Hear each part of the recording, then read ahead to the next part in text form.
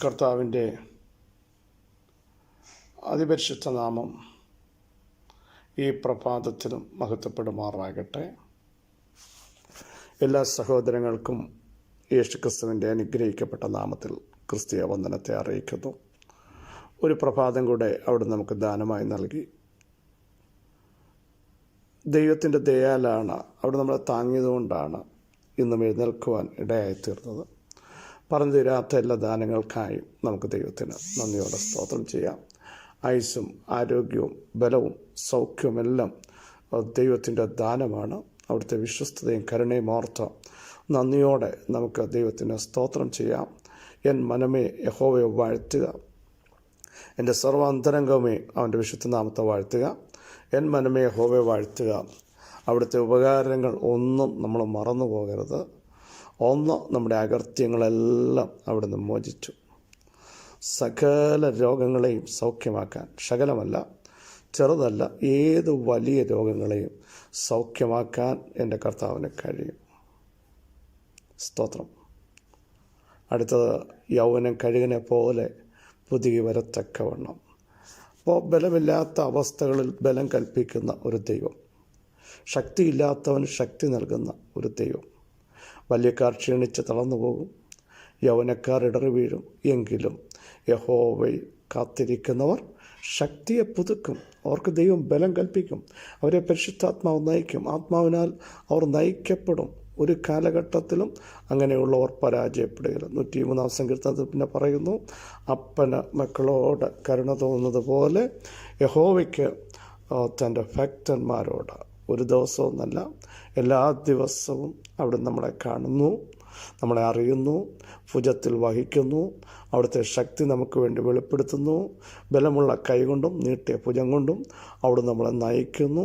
ഒരു ദുഷ്ടനും കാണാതെ വണ്ണം ദൈവത്തിൻ്റെ അളവറ്റ കൃപ നമ്മുടെ മേൽ അവിടുന്ന് വെളിപ്പെടുത്തി ആദരിക്കും എന്നുള്ളതിന് സംശയമില്ല. ഇന്ന് പകലിലും ആ ദൈവ സാന്നിധ്യം എൻ്റെ മേൽ ഒന്ന് വെളിപ്പെടുത്തണമേ എന്ന് നമുക്ക് പ്രാർത്ഥിക്കാൻ തയ്യാറാകുമോ?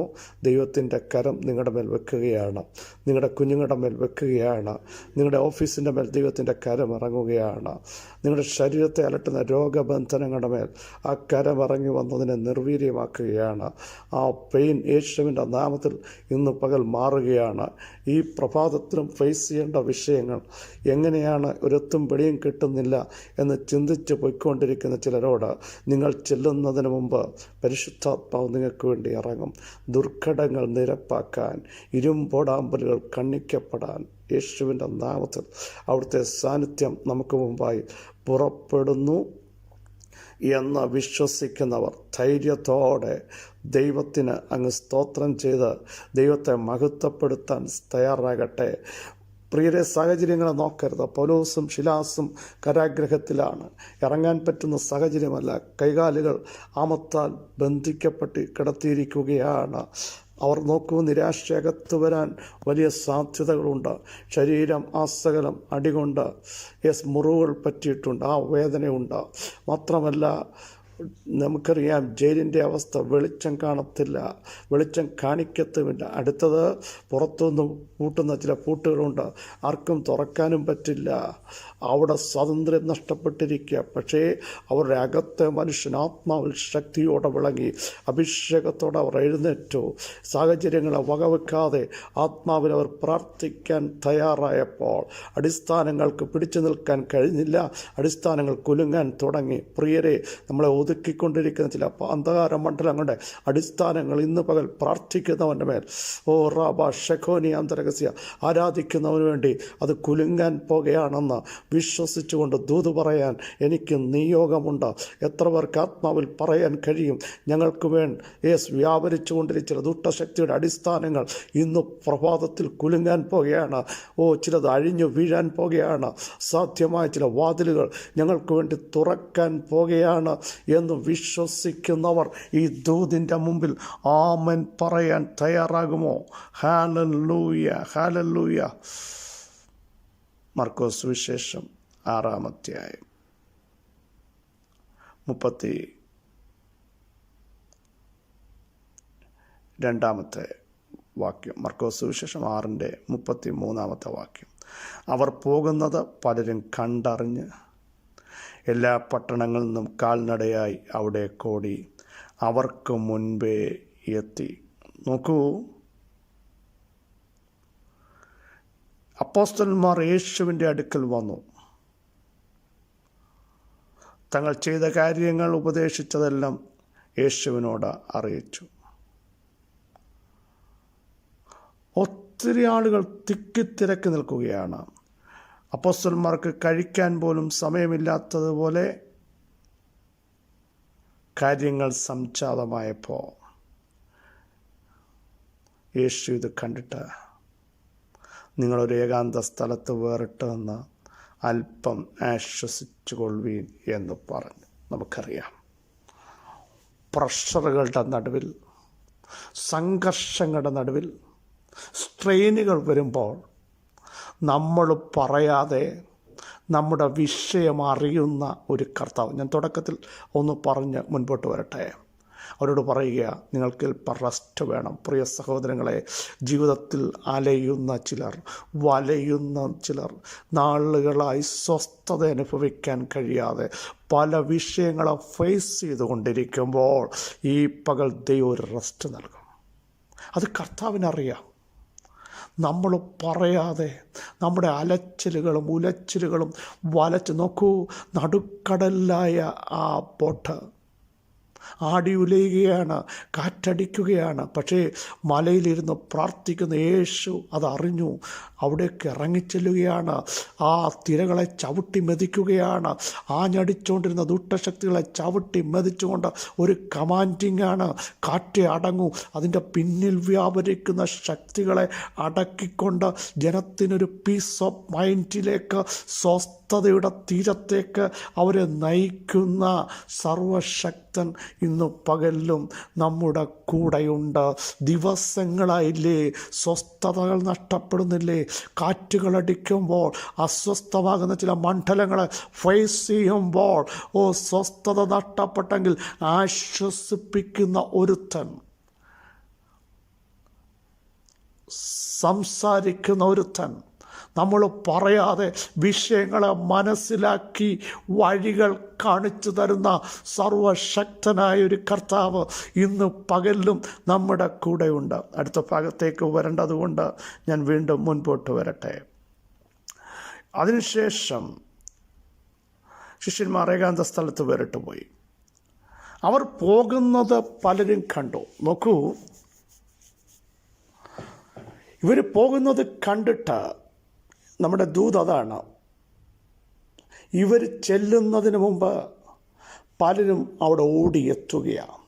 അതിൻ്റെ അർത്ഥം, എനിക്ക് പറയാനുള്ള നിയോഗം, യേശുവും ശിഷ്യന്മാരും ചെല്ലുന്നിടത്ത് ദൈവ സാന്നിധ്യമുണ്ട്. തീഷ്ണതയുള്ളവർ, ഇത് ടേസ്റ്റ് ചെയ്തിട്ടുള്ളവർ, അനുഭവിച്ച് അറിഞ്ഞിട്ടുള്ളവർ ദൈവ സാന്നിധ്യമുള്ളിടത്തേക്ക് ഓടിയെത്തുക. നോക്കൂ, ശിഷ്യന്മാർ ചെല്ലുന്നതിന് മുമ്പ് അവിടെ ഓടിയെത്തി. ഞാൻ പറയാൻ വന്ന ദൂതിൻ്റെ പ്രധാന ഭാഗം നിങ്ങൾ ശ്രദ്ധിക്കണം. ആവശ്യക്കാർ ഓടിയെത്തും. കർത്താവിൻ്റെ മുമ്പിൽ സാഹചര്യങ്ങളെ വകവെക്കാതെ, പ്രശ്നങ്ങളെ നോക്കാതെ, മൈൻഡിനെ മടിപ്പിക്കുന്ന വിഷയങ്ങൾ മുമ്പിലുള്ളപ്പോൾ അതിനെയെല്ലാം അവഗണിച്ച് ചവിട്ടി മെതിച്ച് ഓടിയെത്തുന്ന ഒരാത്മീക വെളിപ്പാട് ഇന്ന് പകൽ നിങ്ങൾ പ്രാപിക്കണം. നിങ്ങളുടെ മിനിസ്ട്രിയിൽ പ്രാപിക്കണം. ഏതൊക്കെ വിഷയമുണ്ടെങ്കിലും ഓടി കർത്താവിൻ്റെ സന്നിധിയിലേക്ക് വന്നാൽ അതെൻ്റെ അനുഭവം വേറെയാ.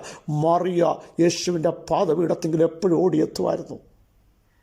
നല്ല അംശം അവൾ തിരഞ്ഞെടുത്തു. വചനത്തിൻ്റെ ആഴങ്ങൾ അവൾ ഗ്രഹിച്ചു. അങ്ങനെയെങ്കിൽ ഇന്ന് പകൽ നോക്കണേ, തീഷ്ണതയുള്ള, ആവേശമുള്ള, വചനത്തോടും ദൈവത്തിൻ്റെ സാന്നിധ്യത്തോടും താല്പര്യമുള്ള ചിലർ നമ്മുടെ സഭകളിൽ, നമ്മുടെ മിനിസ്ട്രികളിൽ എഴുന്നേൽക്കുമെങ്കിൽ ദൈവം നിങ്ങളെ കൈവിടത്തില്ല. ദൈവം നിങ്ങളെ ഉപേക്ഷിക്കത്തില്ല. അല്പം ആശ്വസിക്കാൻ വേണ്ടി യേശു ശിഷ്യന്മാർക്ക് വഴി പറഞ്ഞു കൊടുത്തപ്പോൾ പോലും ആ ദൈവ സാന്നിധ്യത്തിൻ്റെ അകത്തേക്ക് രോഗികൾ ഓടി വരികയാ, തകർക്കപ്പെട്ടവർ ഓടി വരികയാ, അശുദ്ധാത്മാക്കൾ ബാധിച്ചവരെ കൊണ്ട് വരികയാണ്, നാനാവ്യാധിക്കാർ വരികയാണ്. എങ്ങനെയെങ്കിലും ദൈവസാന്നിധ്യത്തിൻ്റെ അടുക്കൽ വന്നാൽ ഒരു വലിയ ആത്മീക വിടുതൽ സംഭവിക്കുമെന്ന് ഇന്ന് പകൽ നമ്മളൊന്ന് തിരിച്ചറിയാൻ തയ്യാറാകുമെങ്കിൽ സകല സ്ട്രെയിനുകളെ മാറ്റുന്ന, സകല തകർച്ചകളെ മാറ്റുന്ന, നിങ്ങളെ ബലം കൽപ്പിക്കുന്ന, നിങ്ങളെ ആത്മാവിൽ പണിയുന്ന, നിങ്ങളുടെ പ്രാർത്ഥനയിൽ ശക്തി വ്യാപരിപ്പിക്കുന്ന ദൈവ സാന്നിധ്യം ഇന്ന് പകൽ നിങ്ങൾക്ക് വേണ്ടി വ്യാപരിക്കുന്നത് ആത്മാവിൽ ഞാൻ കാണുന്നു. ഹല്ലേലൂയ.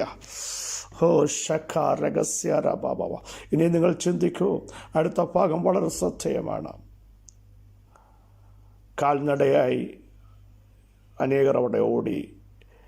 യേശുവും ശിഷ്യന്മാരും വരുന്നതിന് മുമ്പേ അവിടെ എത്തി. അവൻ പടകിൽ നിന്ന് ഇറങ്ങിയപ്പോൾ വലിയ പുരുഷാരത്തെ കണ്ടു. മനസ്സലിഞ്ഞു, അവരെ ഉപദേശിച്ചു. ഹല്ലേലൂയ. അവർക്ക് വേണ്ടത് കൊടുത്തു. അത് നിർജ്ജന പ്രദേശത്ത് യേശുവിൻ്റെ സാന്നിധ്യം വരുമ്പോൾ നിർജ്ജനമായ നിൻ്റെ വിഷയം ഈ പകൽ വിടുതലിലേക്ക് നയിക്കപ്പെടുക. ഇതൊരു നിർജ്ജന പ്രദേശമാണ്. പക്ഷേ കർത്താവിൻ്റെ പ്രസൻസ് ഉള്ളിടത്ത് നിർജ്ജനമായ സകല വിഷയങ്ങളും ഈ പകൽ ജീവൻ വ്യാപരിക്കുക.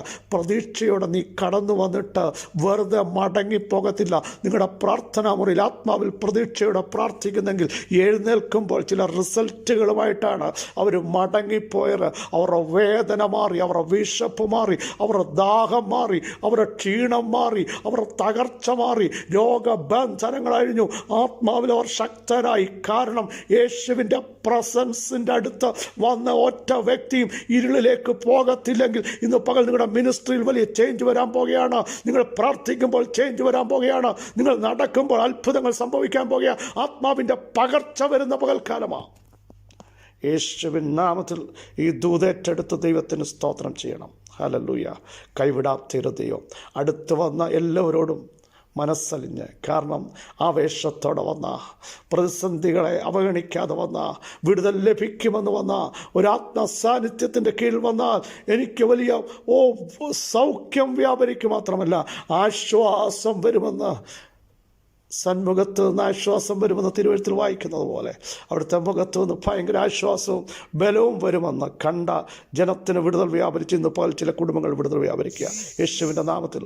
പരിശുദ്ധ ദൈവമേ, സ്വർഗ്ഗസ്ഥ പിതാവേ, ഞങ്ങളെ കേൾപ്പിച്ച ആലോചനയ്ക്കായി സ്തോത്രം, അങ്ങയുടെ ശക്തിക്കായി സ്തോത്രം, അങ്ങയുടെ സാമീപ്യത്തിനായി സ്തോത്രം, പരിശുദ്ധാത്മാവ് ഞങ്ങളോട് ഇടപെടുന്നതിനായി സ്തോത്രം.